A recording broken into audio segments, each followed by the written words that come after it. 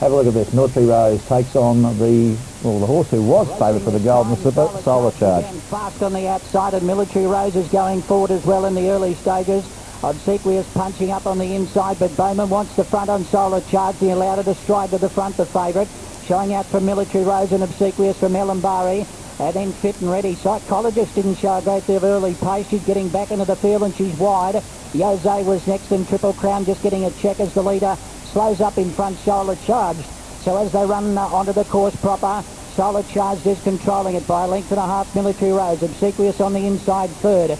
Ellen Barry is fourth. And then Jose followed by Fit and Ready. Psychologist is still back at the rear and Triple Crown's back with them. Coming into the straight, and Bowman comes away slightly on Solar Charge from the inside. Obsequious is next and Military Rose is coming down the outside out after Solar Charge. He's had to get busy on Solar Charge as Military Rose raced up on the outside, and Solar Charge is immediately headed by Military Rose, and the unbeaten filly has raced to the front now from Solar Charge and Obsequious, and the others are battling, but it's Military Rose. She's going to make it 5 out of 5, and she comes on to win it well. Solar Charge will be in a photo. I know you can get wrapped up in the here and now, but gee, it's very hard to see her not being the horse to beat in the Golden Slipper. We'll see the market shortly and see those who didn't race, but it's 5 out of 5. That Magic Millions form from last year was fine. It's looking fine this year. You've just got to be totally impressed by what you saw there. Awesome. I stood in the betting ring with my old man as soon as they put the prices up after that, and I went up 4.20. I just for the Golden Slipper. For the Golden Slipper. I said, yeah, it seems to be a good odds. Dad said, I think it is too. So we rang up and took it. Now it's in about $3.40, and I think that's still good odds. She was bombed with this. She was just thought she jumped around and put herself there, and she made the others, Mark, look like they were, nice horses, but she's a level above them. Well, the good thing about her is that she led all the way in the Magic Millions, and she can take a sit as well, so she's versatile. She's just not the speed horse. That was the point I was trying to make with Solar Charged on Thursday. I thought that was the perfect race to experiment if Solar Charge could come off the speed and prove herself at 1,200 metres, but now you don't get another chance to experiment. What do you do in the Golden Slipper? Do you ride it in behind and try and go into uncharted territory? I still can't believe Solar Charge didn't run second. I just watched it again now. Yeah. I still think it ran second. I think its nose was there first. Maybe that white line stick, but that was the best part, wasn't it? As Mark just said, and just come off their backs. And just the gears she goes through, and it's not a hard run going into a Golden Slipper. Everyone at Rosehill won the batter. They say her work on Tuesday was outstanding. Forward to 350 yesterday. But I tell you what, I thought the run of the day, I thought was clearly Staffy Casita. He had the Gillian Heinrich stable colours on. He had his girlfriend who had her arm around Heinrich. Staffy had Gillian on his shoulders. I thought that was by far the best run of the day. I thought they were shackled together. There wasn't a spot that Gillian went where Staffy wasn't 2 feet away. Well, here is Gillian anyway. Here's Gillian Heinrich, the trainer of the favourite for the Golden Slipper. Really good. We always did think she was good, but you're in the big smoke today, so to match up against these sort of horses, it's just fantastic. You're not going to tell me there's improvement to come, is there? I think there is. Yeah, there has to be. Natural improvement, yeah. That's just fitness-wise, but she does everything right in the races today. It was good to see her just camp off the back of the speed. Yeah, she's pretty versatile. You know, she's done that in a few runs. She can chop and change, she can lead, she can get back, she can just camp off the speed. So when you've got a filly like that, you know, it's always nice in big races. And also good to see come away from a regular surroundings of the Gold Coast and handle them with aplomb like today. Oh, look, it really didn't worry her. The day she got off the float, she was straight into a feed bin, ate everything, and she's just come here like it's just like she's back at home, so it's all been good for her. No, Magic Millions Day, you said, was the greatest day of your racing life. You've got to come in a couple of weeks looking pretty special for you. Yeah, no, it'll be good, but I don't think I'll ever beat the Magic Millions Day. And our favourite, 340, Rich got the 420, Crystal Lily, that's the Blue Diamond form, but we've seen her race well in Sydney. Chance By, didn't run yesterday, as didn't Crystal Lily or Hinchinbrook. We'll see next week. Solar Charged out for $10, that looks under to me. That seems to be the go, isn't it? Don't run and you go up in the market. She's clearly the one to beat. Crystal Lily beat Amber's Waltz, who ran second in Military Rose up in the Gold Coast, so that form's all right. Yet John O'Shea has always been on the record saying that Amber's Waltz isn't as good a 2-year-old as Solar Charged. Solar Charged seemed to struggle, Mark, with the 6 furlongs, didn't she? She did. She just went a bit too hard, so I don't know where that leaves her now. Yeah, the funny thing was, she was blaming something after the race. Maybe I should have just let her roll faster. go fast. Well, I reckon Military Rose Well, might have beat her by further. Shaheep was okay in exhibition gallop yesterday, good stretch of the leash. Yeah, well, they went round the turn half pace though, but it was good to see that she hugged the fence and there was no drama, and then he asked her to sprint up the last 200, and she a nice type of filly too. She looked well. She looks like she's come through the Melbourne campaign in great order. I thought Yosei was really good from a size point of view. And we didn't have the camera go far enough back, but what happened to psychology? Heat stress, poor post-race recovery after being slowly away. And Ellen Barry, Mark, the blinkers on, that didn't seem to help her. She was chasing a long way from home. Looking at her physically, I think she's 6 months off. She is a little light behind the saddle in my opinion, and I think she'll be better as a 3-year-old. Let's move away from the 2-year-olds, get into the Canterbury Stakes where Hot Danish was the favourite. They're off and racing. Chinchilla Rose missed the start. Demerit a little bit tardy out of the stalls, and the favourite Hot Danish began brilliantly, and she raced to the front early on. Dreamscape coming up on the outside, so let's see what Clark does here. Does he want to go with Dreamscape or drop away? Demerit's making up ground on the outside to go to third after that tardy start, followed by Mr. Baritone, and then came Duport. Black Piranha was further back in the field, starting to hunt up to get in a little bit closer from Chinchilla Rose. And Triple Honour is back last of all. Dreamscape is the leader. Demerit goes to second. Hot Danish third. Mr. Baritone on the outside is fourth. A length and a half to Duport. Black Piranha's a neck behind it. Chinchilla Rose second last. Triple Honour whipping them in. They come to the 600. They're strung out here about 7 lengths covering the field. Dreamscape led. Demerit on the outside being stoked up to try and keep Hot Danish in a pocket by the looks of it. Then came Mr. Baritone, followed by Duport, but there's plenty of room on the inside for Hot Danish. Dreamscape left the fence. Demerit rushed up with Hot Danish, Mr. Baritone, and Black Piranha coming down the outside. But Hot Danish raced away at the 200. Led clearly from Demerit, who can't do any better. Down the outside, Black Piranha's starting to run on strongly. Hot Danish in front with 100 metres to go. Black Piranha comes after it late, but Hot Danish wins it. Hot Danish won it from Black Piranha. Oh, what a star she is, no matter where she goes, as long as the tracks suit her. Hot Danish, another first up win. Black Piranha heavily back to beat it, couldn't do so. Mr. Baritone just keeps trying, and Chinchilla Rose was pretty handy behind them. She's honest, she's a super duper mare. She'll go to the TJ in the All Age. She's a sprinter this time, and you know, it was good to see her come back after, you know, this is a disappointing spring last year. Black Piranha had a big blow after the race. He'll head towards the George Ride. I think they're all confident. Dan Lee and Typhoon Tracy are going there, so it's going to be a cracking race for George Ryder on Slipper Day. I've loved Mr. Baritone. How good is he? And the grey mare. Oh, she'll pick up one shortly. She's shown that she's really just starting to warm back up now. She's just taken a few runs being Chinchilla Rose. But Mark, you're a mad South Sydney fan and you don't win too many times. Isn't it great to see the colours back in the circle? Yeah, we keep getting robbed. But anyway, she wasn't robbed yesterday, Hot Danish. She's back to her best. Unfortunately, she wasn't at a peak in the Melbourne Carnival. Tempo was certainly suited her there. They went very slow in the early stages, and she got the right run, and she was a bit too good for them. Obviously, it's going to be a bit harder in those other races, TJ and the All Age, but she's quite up to that, I would think. Well, you're not doubting her anyway, are you? No, I'm not doubting her whatsoever. She was beaten in the All Age a length last year on a track that didn't suit her, so I'm not doubting her at all, no. Tim Clark doesn't. He was back in the saddle yesterday. Been one of my favourites for a long time now, and got a pretty imposing record and imposing record fresh, and she kept that intact today. Yeah, look, pretty easy up there for you. I mean, did you have to make a decision to take the sit? Sort of made sure I was positive with the first sort of furlong, just to make them other ones work across me and see what. Didn't want to just get caught in a bad spot, but Nash sort of really rolled along and spread him out a bit and rolled off the fence, turned home and got a good run through, and probably actually surprised me with how quick she went today when I let her go, but then probably got a little bit tired late, which third under first up was probably entitled to, but it was a good solid win.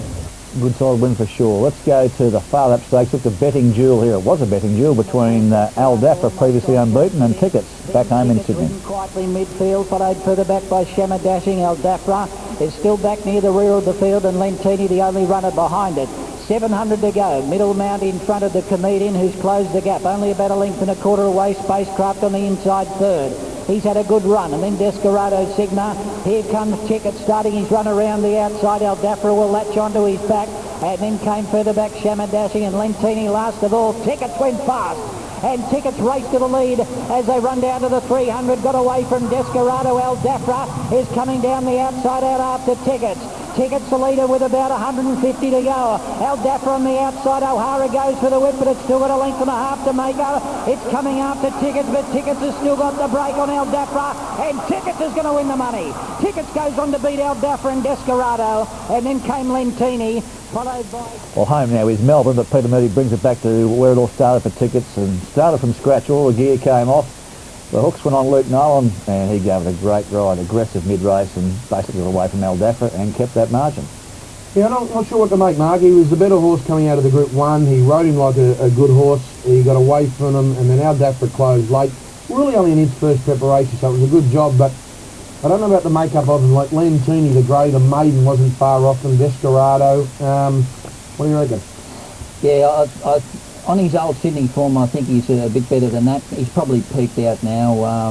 Al Dafra was gallant in defeat. Look, I thought there was a run here, Shamadaching, who totally went to pieces before the race. He might win a big one over the Carnival, but just watch out for him maybe next season, because he's out of Bozart, who was a 2-miler, wasn't she? Didn't win the Perth Cup or something like that, or one of those good weight for age races anyway.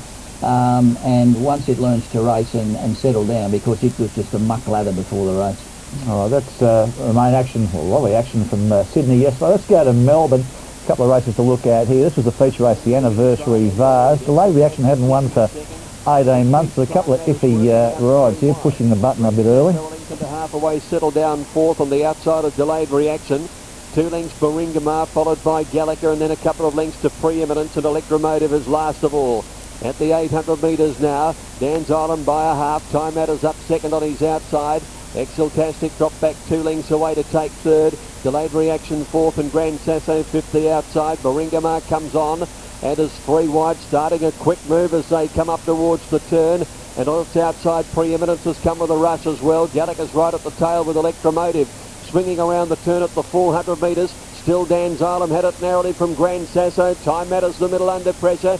Baringamar's coming on strongly down the outside now. Dan's Island in front. Delayed Reaction getting off its heels. Baringamar closing. Time Matters and Grand Sasso were next. Dan's Island just in front. Delayed Reaction coming at it. Baringamar just one pacing a little bit late. Delayed Reaction got the Dan's Island with about 50 to go. Delayed Reaction written out, and Delayed Reaction beats Baringamar by a length. Electromotive flat time got Well, Best Ride won that clearly. Brent Stanley, well done to John Sadler, now filling in for Leon Corson's in his 6-month suspension, which he has appealed.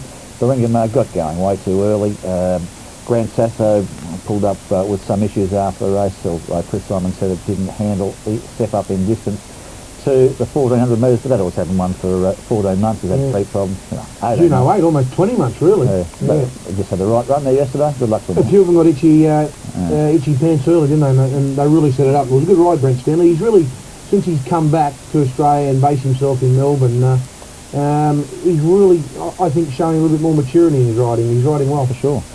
Best go of the day yesterday in Melbourne was this Cavs runner, definitely ready. They bet $2.50 on Friday. It was into $1.55 at one stage yesterday. Followed then by, back behind them, Happy Glen. Ortega the outside, 1.5 further back is Mondano Braided General. 6 Luster Lady, and 2 lengths away is Cross the Start, but definitely ready coming around the turn. Morgan Dollar trying to go with him. He's only 3/4 away into the straight. They're 3 lengths Uncle Alive and Jet Even. Spectacular Saint Braided General definitely ready. He's being felt for by Egan on the inside. Morgan Dollar's having a red hot crack at him on the outside. 3 Spectacular Saint definitely ready, in for the fight. Responds, has the better of Morgan Dollar. Spectacular Saint lifts late, but definitely ready. Scored by a length and a half. Spectacular Saint. Morgan Dollar third. Been scratched from a heavy track, but first up yesterday, perhaps should be unbeaten, is around the corner that way, $1.65. Oh, good job. Coming again. It was $1.65 like betting in 30 seconds before they jumped in the bet for handicap. $2.50, then it was $1.95 yesterday morning for as much as you wanted. Yeah. The bookmakers put up $1.70, it went to $1.75. I thought, oh, it's going to get out again. It was $1.95 this morning, and then crashed bang wallop. I spoke to Tom Waterhouse and Brad Smythe from Sporting Bet, and they said, as soon as it got to $1.75, the phones went wild, they said, and big bets. Tom Waterhouse said, might have been odds on. He said it was my worst result of the day.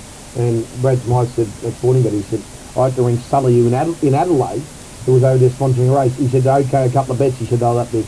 Any plans for Sydney with that horse? He was pretty impressive there yesterday. It's very much a short courser. I'm not sure what level can get to at this stage of the season.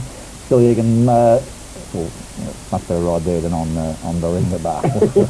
Well done. Oh, I've got 2 more sponsors in here, up to 9. Oh, was that one? Betfair and Sporting Bet. And Tom Waterhouse, the bookmaker? That's Tom, right. That's sorry, you got the 10. Pull it up here, will you? Let's go to Adelaide. This is the Sporting Bet Stakes, not the Robert Sangster. That's what's officially called. Avenue leads at the 600 from Madame Padrille, Cerberus Gal third, then Montana Flyer. Happy Hippie, Velocity on the inside and Tootsie wide. From Jar Lippy, Luce Del Mare, Sister Madly, very discreet, well back to Trim. Then Headway getting to the outside, Augusta Proud, very deep from Rostova. Then Shekinah from Valentine, Miss Majestic Music still last.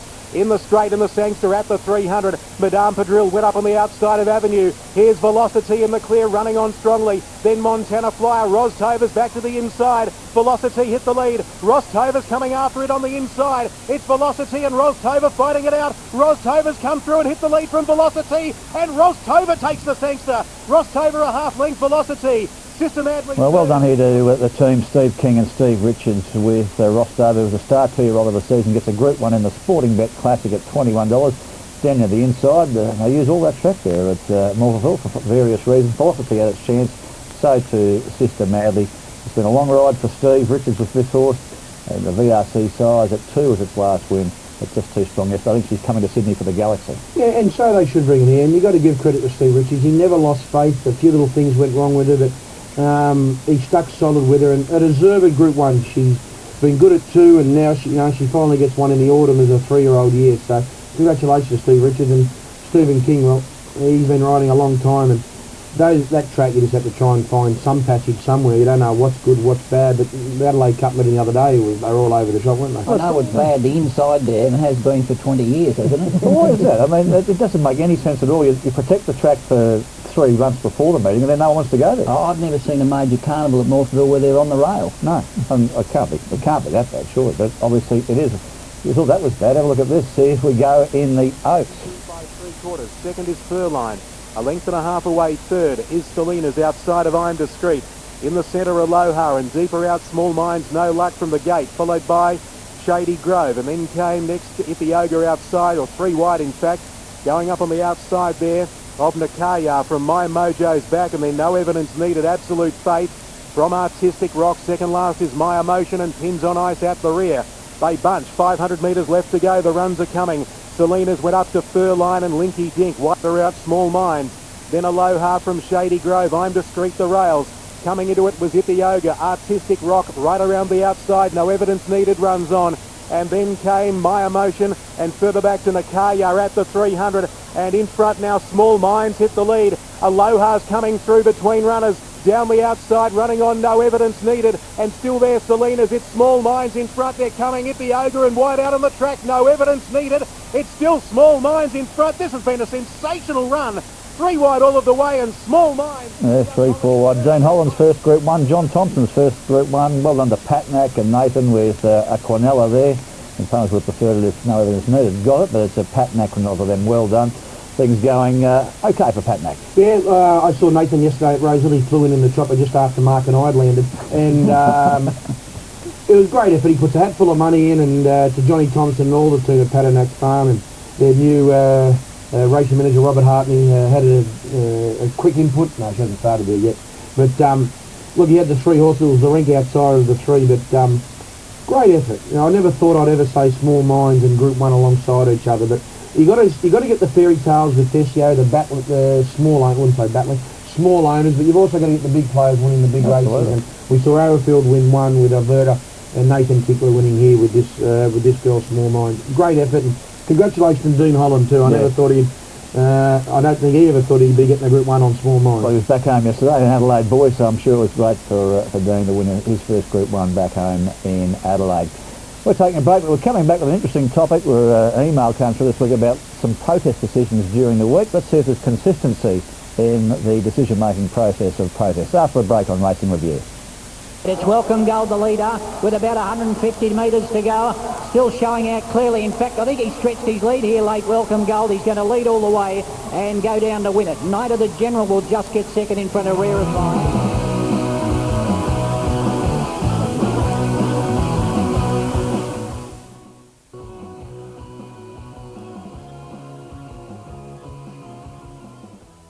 Welcome back to Racing Review. A lot to discuss from on and around the track. Stay with us too for a really special promo about the Cheltenham Jump Special. This is fantastic. Let's get sucked into an email we received during the week. Can you share the vision of 3 protests from the last 4 days, writes Lee Kelly. We had Principia on Sunday at Benalla, Rundle Tuesday Terrain. We'll show you these. All very similar stories, leading a runner off the track and little contact to the outside horse. Twice the horse has been run off the track, successful. And then yesterday, it was Wednesday, the odds-on favourite held on when the protest was dismissed. Lee writes, what a disgrace, no consistency. Okay, let's go to these races, and we're starting with Benalla. Now, the horse is in question here are Principia, who runs second, and Faluca, who wins the race. Principia's on the outside of the orange-black cap. That's it. It's a $2.60 favourite, and the winner over the line on the inside, Faluca, is a $9 chance. Now, clearly from the side on, Rich, there's an issue of the inside horse running out. Let's show you the head on. Yeah, coming to the turn, you thought the outside would win easy, and now here's the horse runs out on the inside.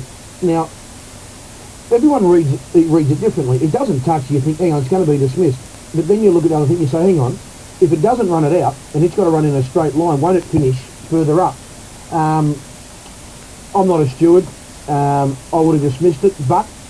Well, that was upheld, and the favourite got the race. Courtney Pace, riding the favourite, objected and got the race. Now, Terang's a little bit different. There's a protest against Lloyd Williams' horse 2 off the fence. On the outside is Raison de Jeu. Now, there's also an issue here. Frank Solomitri protested on behalf of his brother John. Excessive whip use by Dean Holland on first past the post.